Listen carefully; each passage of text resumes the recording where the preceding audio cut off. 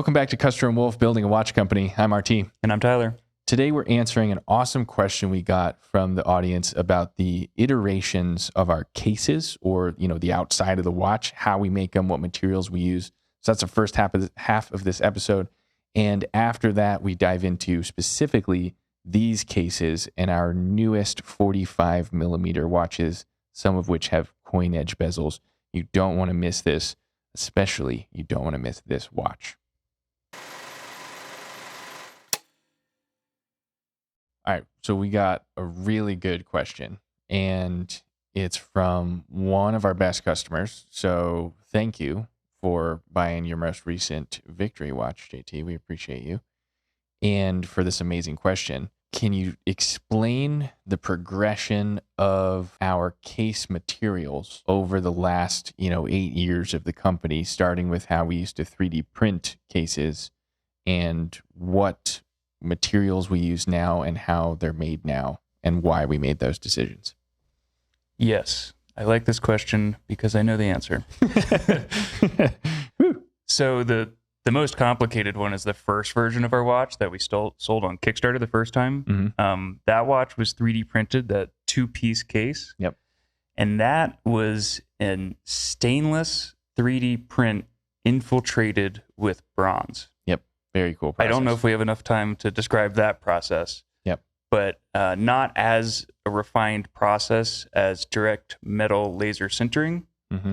which is what we made the next version of our products out of. Yep. They were direct metal laser sintered DMLS titanium cases. Yep. So we went from a bronze steel 3D printed case when we first started in 2014, 2015, and then like 16, 17, 18 timeframe, we were using DMLS titanium or 3D printed titanium. And that's when the case went from that to more of the what single you body. See now, the single body, one piece caseback version instead of a 2 side to side piece case. Yep. That 3D printed titanium was the first version of that. Mm-hmm. And then we continued 3D printing titanium for quite some time.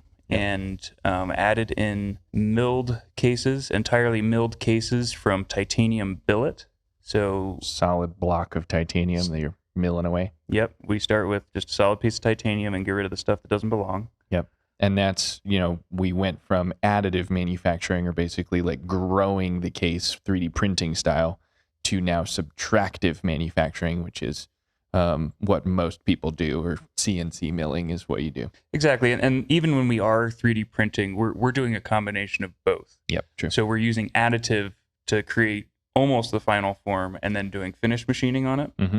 So that's stainless infiltrated with bronze, DMLS titanium, mm-hmm. and then milled titanium billet. And then we added in some bronze. We use C954 bronze for our cases. That's an aluminum bronze. Mm-hmm. The only reason is we like the color. Yeah, it's really those bronze, especially those first bronze military editions that we made, were a really good example of that bronze. And then for the majority of the last 3 years, mm-hmm. we've been almost strictly milled titanium billet.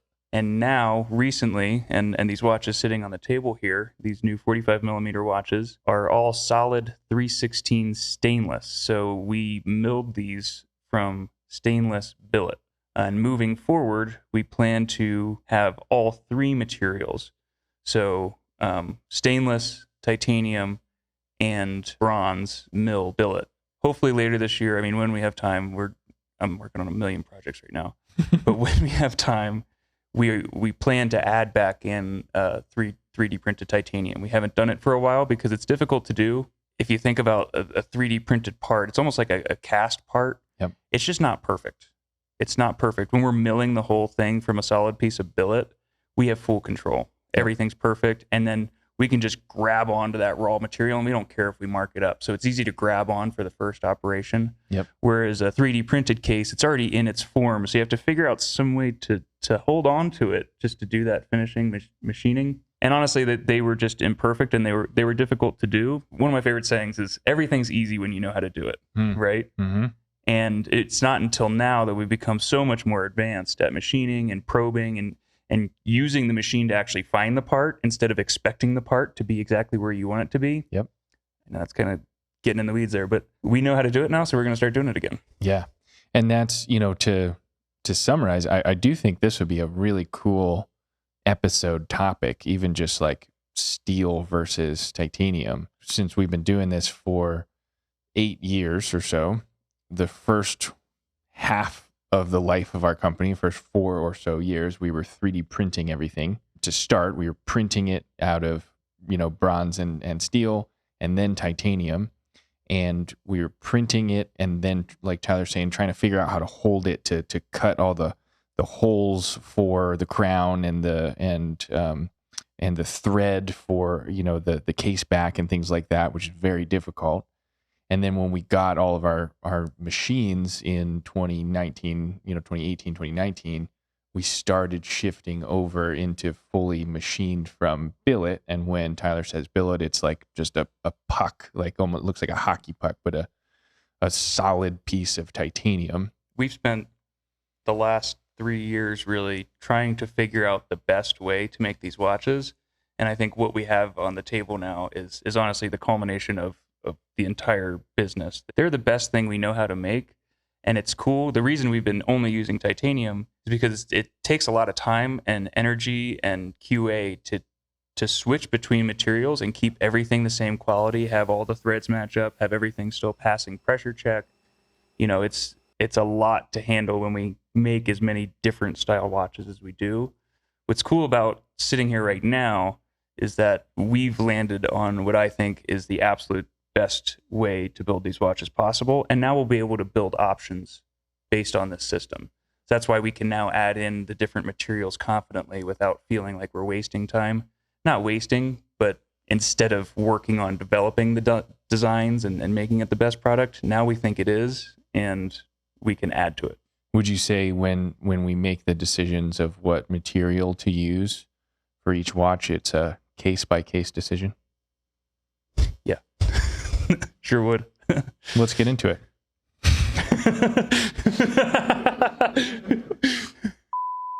I was just trying to figure out how do we transition into just talking about these now. And I think that's a great transition. So here we are. Well, let's talk about what we got on the table then, because these are our new case styles. So these are all machined from a block of steel. And these are 45 millimeter cases. So this is the same watch we've already built, and we've been building for the last 5 years or so. These are, the industry calls them 12 size pocket watches, and this is our most popular size. Most of the watches we've made in the last few years, and our most popular size has been our 46 millimeter watch. This is the newest version of our case, which is now 45 millimeters. And has a lot of differences. Yeah, I mean the biggest changes are stuff you can't see. It's the stuff on the inside. We redesigned the way that we hold the movement, and it's great. It works really good. But we were able to cut a millimeter off of the case that we were making before. Yep. So using that new design, we were able to make it smaller. We're really loving the stainless. As you can see, the watch you're holding is polished on the sides. The bezel is polished. The stainless just takes a polish and certain case finishes really, really nicely. It machines really nicely. It's a really popular material for watch cases for that reason. And we also have added some different crown styles. Some of these crowns, for example, on my watch and on this watch here, for example, this was still made on a Haas machine. Mm-hmm. But this watch is cool. Besides the fact that this is like the coolest dial I've ever seen. That's the coolest watch. It's so awesome. It's definitely going to sell before this episode comes out. These watches are coming out before you'll see this episode. Yeah. So if this watch is still somebody available, may be watching this and they're like, "Stop touching my watch." Probably. There's no way this one isn't going to. I mean, that dial is the coolest thing ever. Yeah, I mean, this is one of the coolest watches I've ever seen in general. Yeah. But this crown, for example, is made on our new Swiss machine. So just a new level of accuracy, surface finishes. You see a little bit of a different design. It's the best we can do. Mm-hmm. It's the absolute best we can do. We've revamped this whole setting system. Everything's made in-house. All of it. Everything works great. Everything looks great. We're really working on more case finishes. The laser engraving is better. We have way less issues with pressure check. Something cool about these new 45 millimeter watches is the case back is actually sunken into the case. So we were able to make the case a little bit shorter that way as well. Like thinner. Yep, exactly. Yeah. And I like how it looks. I think it looks cool. It does. It does look. I didn't notice that until you just said that. Yeah, sometimes there's not a great reason. It just looks cool. Yeah. Well, I mean, that I think is the beauty of what we do, right? It's like being able to manufacture it here in this building. If we want it to look different, as long as it's possible from an engineering standpoint, we can try it. The case back being inset, you can barely see it from the side, which is really cool.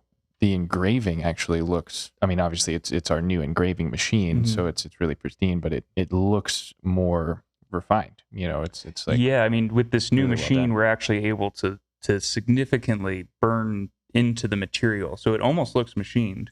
Right. That's what I was going to say. It doesn't look like it's laser etched. It looks like it's being cut, almost like the military watches that you mean. Exactly. Yeah. Yeah, and we've added these fluted bezels. So this watch, for example, hopefully you can't see all the thumbprints I'm putting on this thing, but Yep. we've got polished sides, a fluted bezel, bronze crown. I mean, Yeah, and that one has a domed crystal on it too. and the domed crystal. Yeah, it's just The domed crystal on some of these just changes the entire look. yeah. I mean, it's Super just cool. it's cool. It's cool to sit here and just be like, damn, these watches are cool. Yeah, we did it. We made it. We figured it out. I think on the last episode, we made a sarcastic joke about how we don't know what we're doing. I think you know what you're doing, and you were being humble because this is really cool. And like this watch is so awesome. Look at that dial. I'm proud of this watch. Yeah, I mean, there's levels, right? I mean, compared to us 3 years ago, we sucked. Compared to us now, and we'll suck now compared to where we're at 3 years from now. Yeah, it's continuous improvement. And the it's just like engineering one of those process. things. Like we basically have zero scrap off of our machines now too. Like not to mention just the final product, but the whole process is so much better. We used to scrap a lot of parts. I mean, it's tough to hold tight watch tolerances. Yep. And we've just developed our process. I mean, like I said earlier, everything's easy when you know how to do it. And it's not that it's easy. It's just we've learned a lot about how to do it. Yeah. Well, you got to try. You got to keep testing stuff and refining things, and that 1% better every day concept. I mean, I feel like that's what this case and the new engineering that we have is just a great representation of. And then trying new things like polishing this, like this case being polished versus the other one's just fresh off the machine. There is a customer for this. It's not me. I prefer this machined look. I think this is really awesome. But I've had a lot of customers ask, like, can you do a high polish? Can you make it shiny? And now we can say yes to that question. And that's really cool. And the coin edge, I mean, it's funny when you look at these two right next to each other, the coin edge probably wouldn't work on this watch because the dial this has so much going on. And this is very clean and it lets the dial really shine. And then this one, because the dial is very different, having a coin edge, it looks like a totally different case when really it's just a different bezel. So beautiful. What was the hardest part about this design? Was it difficult to get a millimeter off the diameter? Yeah, I mean, Sky and I have kind of decided this year that we're not going to play it safe anymore. And that we're not going to be afraid of difficult geometries and thin walls. And we feel like we know what the boundaries are better than we did before. Not that we're, crazy experts or anything, but we're feeling like it's time to start pushing it and time to start not avoiding things because it's too difficult. Mm-hmm. Well, and we have the machines and the capability to do it. I mean, like you said about this crown and being made on our Swiss turning center, that machine was very difficult to learn how to use and is a ridiculously expensive, hard to find machine. So it's cool to see the finished product and just see how different it is. When you compare, like, okay, yeah, that makes sense. That's why you have the right tool for the job. Yeah, and seriously can't give Sky enough credit for figuring it out. We say figure it out a lot, and he really, really put in time and effort to get that machine up and running. Maybe DMG, every the time I walk company in who that makes room, that machine, literally doesn't have anybody in Colorado who knows how to use that machine. Sky may be the only person in Colorado that knows how to use it. It's cool. Yeah. And every time I walk in the machine shop, he's sitting right next to that machine trying to figure it out. So yeah, thank you, Sky. It's worth it. The effort has been worth it for sure.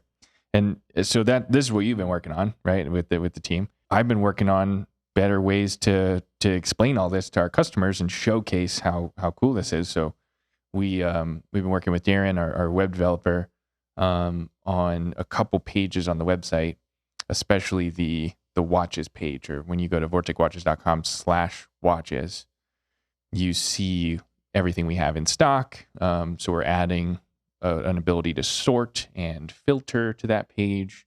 We're refining those pages so that you can see the images even bigger and easier, and just like truly a product focused website. And so it's more of a streamlined process there. And we're also trying to figure out ways to get that information out there and share that with our customers. And so if you're on our website and you have questions, or you're trying to figure out the difference between this watch and this watch, we're trying to make that process easier to, hop on a Zoom call with us and like literally show you these watches on camera, or send us an email and say, you can reference this watch versus this watch. We're trying to showcase all these watches in the best way possible on social media, so people can save the post, screenshot the post, and say like, I want one like this. It's so much fun to try to solve those complex problems of like, all right, we make one of a kind watches. We literally, this watch again is going to be sold. And if it's not, it'll sell as soon as we finish this episode for sure. But we don't make that dial. So we can't make a watch like this. But what do we do when somebody asks, can you find one like that? We're setting up those processes too, from not just a marketing standpoint, but also just a customer service standpoint on, that's a good question. If you like that, yeah, let's try to figure out, what would be similar and go from there. So yeah, it's kind of funny. We just got off a Zoom call with a potential sponsor. Mm-hmm. And something that was interesting to me is we were talking about, partnerships. How do you actually sell the watch and who's responsible for what? And they were just like, you're the expert. Yeah. You're like, oh, I guess we are. Yeah. I guess that's what we do. Yeah. Yeah. It's the same. Like from like a marketing standpoint, when you think of like putting your reps in, like you've done all this stuff for so long, like I wonder how many emails I've written and sent to our customers in the last 8 years. Like we get better every time we hit send. We get better every time we look at the website and iterate it and make that better. So, and we wouldn't do any of that stuff without people asking questions or asking, or giving us feedback on like, hey, this page didn't look right, or this was confusing, or that kind of stuff. So we started this episode with a question, and a really good one. If you have questions more about the case, more about our marketing, more about how we sell them, more about like what makes this watch different than this one, what the heck is a coin edge? Why is that different? Please put those questions underneath us here on YouTube, or send us an email, info@vorticwatches.com. We love answering those questions. This is why we do it. These episodes with me and Tyler are all about documenting what we've been working on for the last couple of weeks. And this is what we've been working on for the last couple of weeks. So please ask us questions so we can keep sharing these, behind the scenes and pieces of information. And thank you to those that have. It's really, really, like I said, super helpful when we have those questions. On that note, please subscribe while you're here on YouTube so we can continuously bring you this information. And head over to vorticwatches.com and subscribe to our newsletter so you can receive those emails that we were talking about and be alerted every time we have new watches and new episodes like this. Thank you so much for watching. This is another episode of Custer and Wolfe Building a Watch Company, and we'll see you again real soon. Boom.